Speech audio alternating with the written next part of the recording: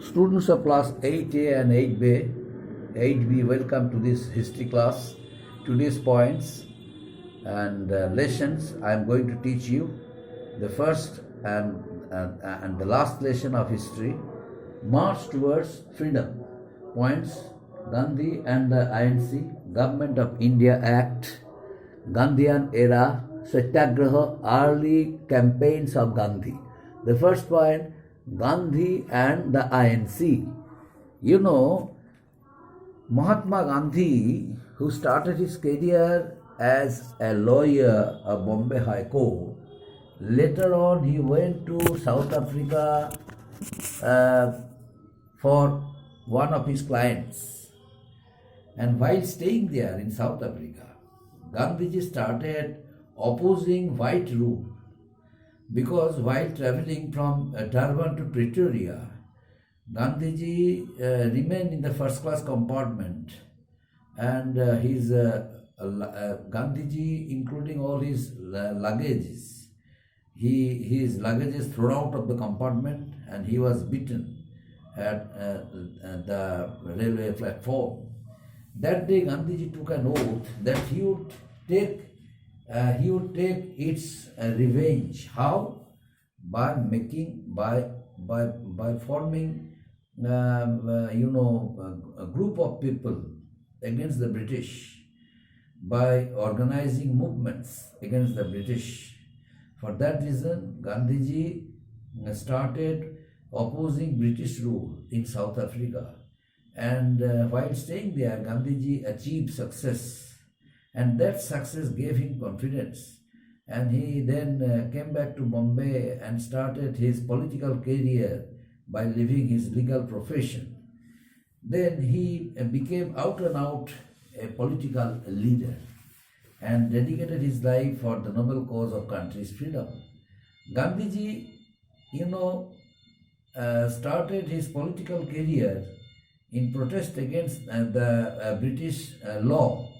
How? Now I am going to discuss it. The Lucknow Pact of 1916, gave the Congress a concrete political land. How? Because before Lucknow Pact, in the Surat session of the Congress in the year 1907, the two wings of the Congress, the early nationalists and the assertive nationalists, assertive nationalists stopped establishing their cordial relations because the moderates had majority in the party. So the moderates rusticated the Congress, means rusticated the assertive nationalists. So assertive nationalists remained outside the Congress till 1916. But in 1916, once again, the two wings of the Congress joined hand collectively. Who were they? The early nationalists and the assertive nationalists. That means the moderates and the radicals. Now, at the same time, the Muslims also realized that they should get themselves united. Why? Because throughout the whole world, the Muslims became very much offended because of the British policy of oppression and humiliation. The Khilafat movement was started in India. Why? Because in the First World War, Turkey was defeated at the hands of the Allies and Britain. So Britain started humiliation. Britain started humiliation on Turkey, but the Turkey's leader was their religious. The Turkey's ruler was their religious head, means Khalifa. So it was an insult of their religious head, means Khalifa. That's why the people of throughout the whole world, the Muslims got very much offended, grew offended, and that wave of anger came to our country, India. So the Khilafat movement was started in our country, India. And both the two Ali brothers, Maulana Muhammad Ali and Maulana Shaukat Ali, organized that Khilafat movement. During that time, the Muslims also decided to join hands with the two wings of the Congress in the Lucknow session of the Congress. That's why Lucknow session of Congress, which was held in the year 1916, is a historical event in the political history in the freedom movement of India. And only because of that reason, the British government understood that they had to appease the nationalist leaders. How? By giving some concessions, by extending some cooperation towards them. How? By granting some of their suggested reforms. For that reason, the Government of India Act was passed in the year 1919. Another name of the Government of India Act is Montagu-Chelmsford Reform. It was passed by the British government to bring the anti-British movement under control. And this act introduced the Central Legislative Council, which consisted of two houses, means the Imperial Legislative Council, Assembly and the Council of State. So elected members formed the majority in both the two houses, and 12 government also was introduced in the interest of the country's people. Basically, those who are educated, highly qualified, received Western education in order to give them priority to be a part of British administration. The British took that decision and allowed them to take part so that they could work independently. They could work under British care for the all-round development of their country, India. That means the British would rule the country. At the same time, the British would allow some educated Indians, some English-educated Indians to look after their administration and the welfare work for the people of our country. And for that reason, as a result, the act disappointed some Indians. Why? Because many of the Indians were not given chance. Only a few number of Indians who were the patronizer of the British liked them, only they were allowed to be there. That's why the act disappointed some Indians. But protest erupted across the whole country, and a new era of struggle started under the leadership of Mahatma Gandhi. So the Gandhian era started by this way.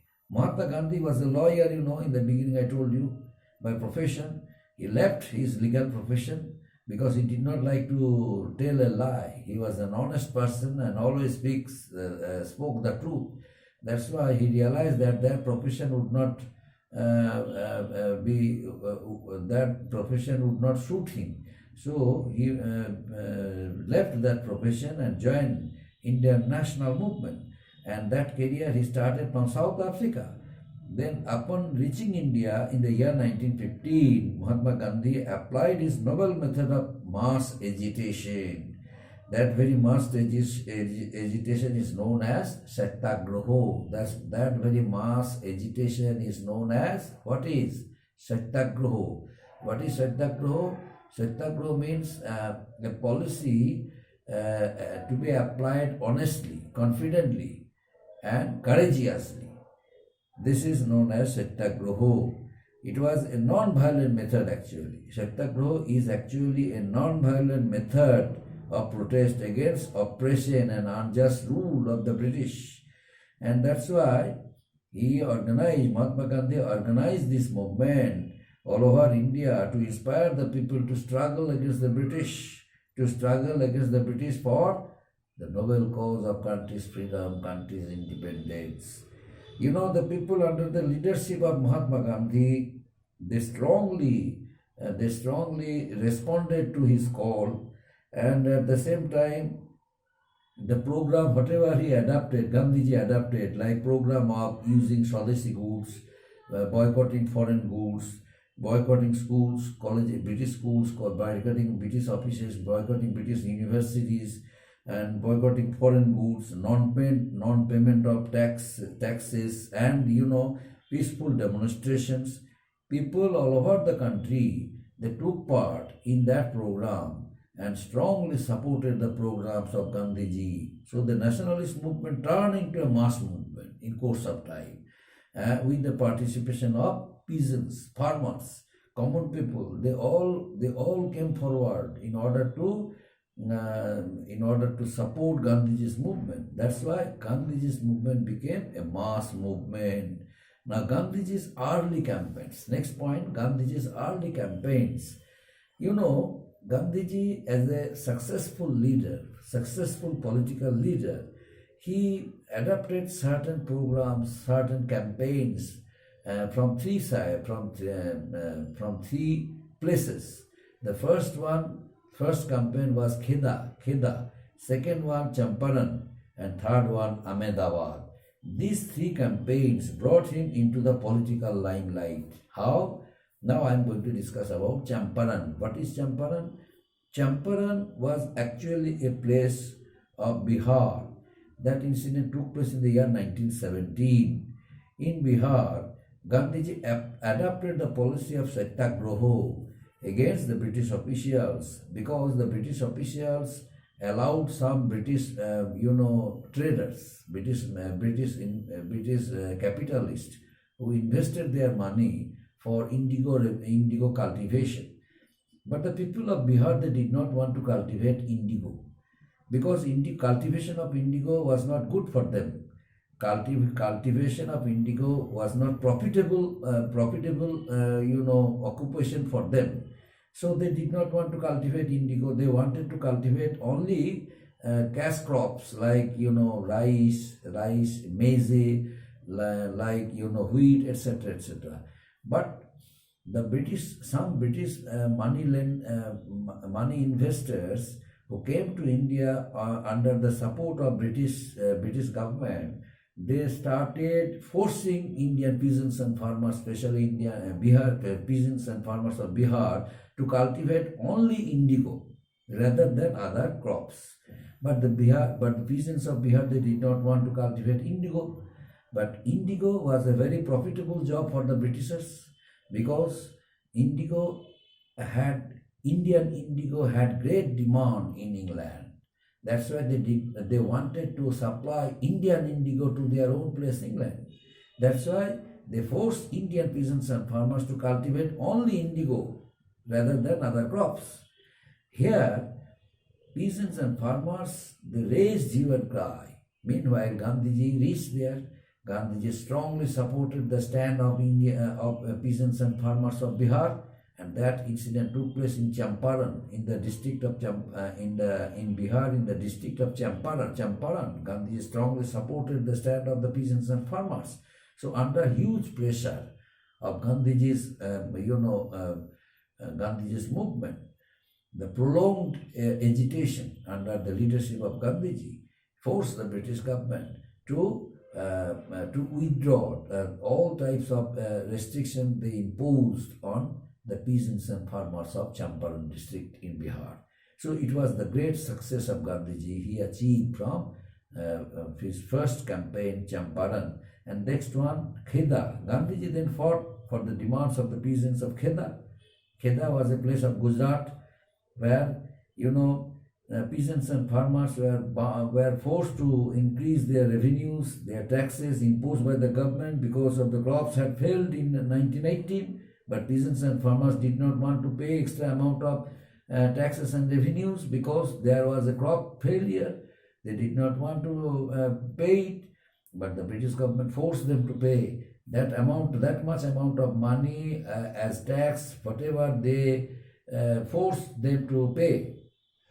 Meanwhile, Gandhiji once again started non-violent protests led to the demand of the peasants being fulfilled by the government.